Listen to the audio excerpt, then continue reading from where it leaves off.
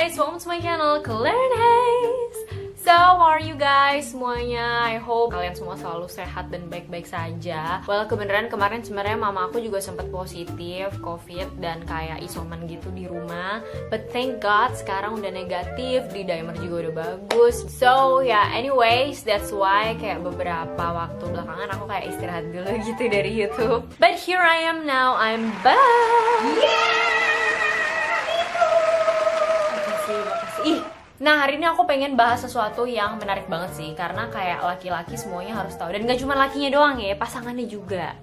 Yes, hari ini kita bicara tentang obat kuat. Ada yang udah pernah nyobain gak sih obat kuat? Kalian yang lagi nonton video ini komen boleh kali, sharing pengalaman enak, pengalaman gak enak juga nggak apa-apa, biar kita sama-sama belajar ya kan. Nah, tapi btw aku mau disclaimer dulu kalau di sini obat kuat yang mau aku bahas itu bukan herbal kuat atau jamu kuat, bukan ya. Literally obat kuat yang sifatnya itu medical. Kita bilang namanya tuh pil biru gitu, the blue pills. Nah, nggak usah lama-lama, seperti biasa sebelum kita mulai, jangan lupa buat subscribe dulu ke channel Claire Hayes. Klik. Thank you. Dukung biar channel ini jadi channel kesehatan baik mental maupun fisik dan kecantikan nomor 1 di Indonesia. And also be my friends on Instagram at Claire Hayes and my TikTok at Claire Hayes. Iya ma, kena. First of all, kita harus tahu dulu sebenarnya mekanisme ereksi itu kayak gimana sih? Apa yang terjadi sampai penis itu bisa tegang dan berdiri gitu. BTW kalian jangan mikir ngeres ya, ini video edukasi sekali lagi dan tidak ada yang tabu dalam dunia kedokteran. Tujuannya edukatif guys. Oke, jadi kembali ke penis itu tegang dari mana sih? Ototnya kah?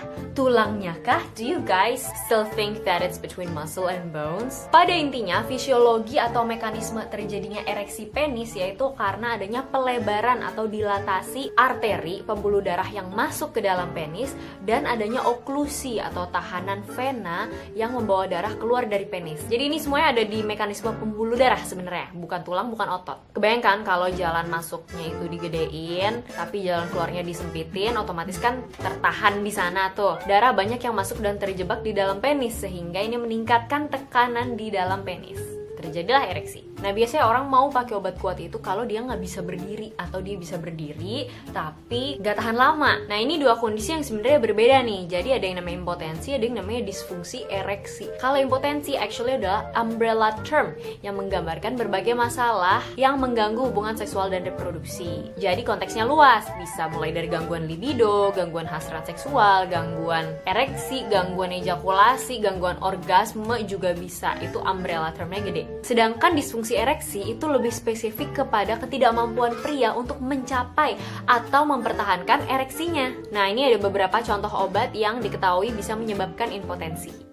Gimana sih cara kerjanya obat kuat ini? Sekali lagi obat kuat ya, bukan herbal kuat atau jamu kuat. Obat kuat yang paling umum beredar itu biasanya adalah golongan penghambat PDE5. Apa itu PDE5? PDE5 atau fosfodiesterase 5 itu adalah isoform enzim PDE yang ada di dalam jaringan penis yang fungsinya itu untuk mendegradasi siklik GMP yang terbentuk di jaringan penis akibat dari respon rangsang seksual. Nah, lo pusing nggak? Jadi gini nih intinya nih, misal nih seorang laki-laki, kamu laki-laki bukan? Hah?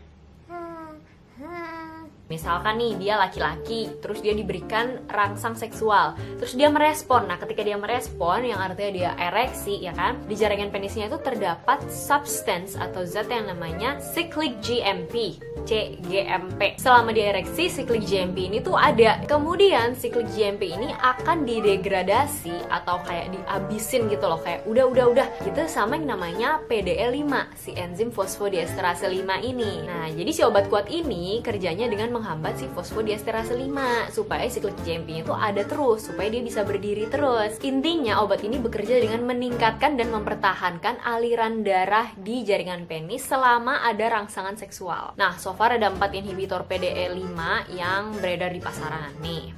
Terus ada pertanyaan lagi, kak, kok aku udah coba pakai obat kuat tapi aku nggak bisa langsung ereksi ya, atau bahkan nggak bisa ereksi. Seperti yang barusan dijelasin, obat ini hanya mempertahankan kadar siklik GMP yang udah ada sebelumnya. Jadi harus ada dulu sebelumnya, harus ada rangsangan seksual dulu untuk menghasilkan siklik GMP. Jadi lebih ke karena disfungsi ereksi aja. Kalau impotensi yang berkaitan dengan gangguan libido atau kegangguan hasrat seksual kayak gitu kan lebih ke psikologis ya. Nah itu nggak bisa serta-merta dibikin ereksi dengan obat kuat ini gitu. Jadi tetap harus ada respon dan rangsang seksual. Begitu udah berdiri, udah tegang, baru dipertahankan. Sekali lagi nih aku ngomongin obat kuat ya, bukan herbal kuat atau tissue magic. Ini beda lagi guys.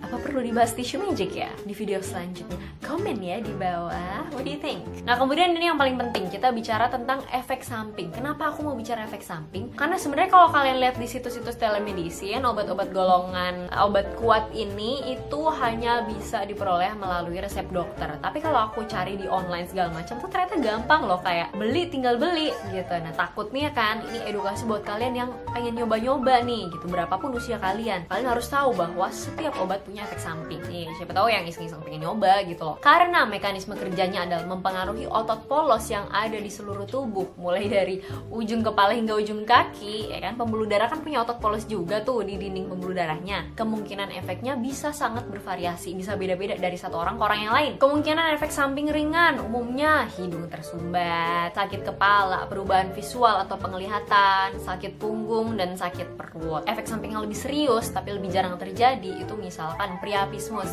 Jadi dia ereksi lama dan gak bisa turun-turun, tidak bisa kembali. Terus hilangnya penglihatan mendadak pada salah satu atau kedua mata akibat neuropati optik iskemik anterior non arteritik. Nah lo apa itu nayon? Gangguan pendengaran tiba-tiba kayak telinga berdenging, penurunan atau bahkan kehilangan pendengaran. Jadi intinya kalau kalian mengalami tanda-tanda efek samping yang membahayakan seperti yang tadi aku bilang, kalian sebaiknya langsung aja ke IGD, cari IGD terdekat. Ya apalagi susahnya sekarang lagi zaman pandemi sih, jadi di mana-mana penuh ya. Itu dia, makanya jangan coba-coba guys. Nah, betul tadi yang sempat aku sebut ya, priapismus itu adalah ereksi yang berlangsung lebih dari 4 jam. Dan ini wajib banget, kudu mesti langsung dapat bantuan sesegera mungkin dari tenaga medis guys, untuk menyelamatkan masa depan kalian. Karena kalau nggak segera ditangani, priapismus ini bisa menyebabkan kekurangan oksigen pada jaringan penis, yang akhirnya bisa menyebabkan iskemik dan nekrosis atau kematian jaringan penis itu sendiri. Ngeri banget kan? So, jelas ya kalau penggunaan obat kuat seperti ini itu harus dikonsultasikan dulu ke dokter. Kalian jangan sembarang beli terus asal minum, aduh pengen nyobain deh gitu. Karena efek sampingnya bisa macam-macam. Terus penggunaan dosisnya juga nggak boleh sembarangan. Jadi memang kalau di situs telemedicine harus dengan resep dokter, ya memang harus konsultasi dulu. Jadi kalau misalnya kalian pengen yang bisa ereksi kuat dan stamina kuat, ya itu kalian lakukan dengan alami aja gitu. Yang mana ini akan aku bahas di video selanjutnya. Setuju atau tidak? This is me waiting for your answer, by the way. And my mom coughing. Well, that's all yang bisa aku sharing di video kali ini tentang obat kuat.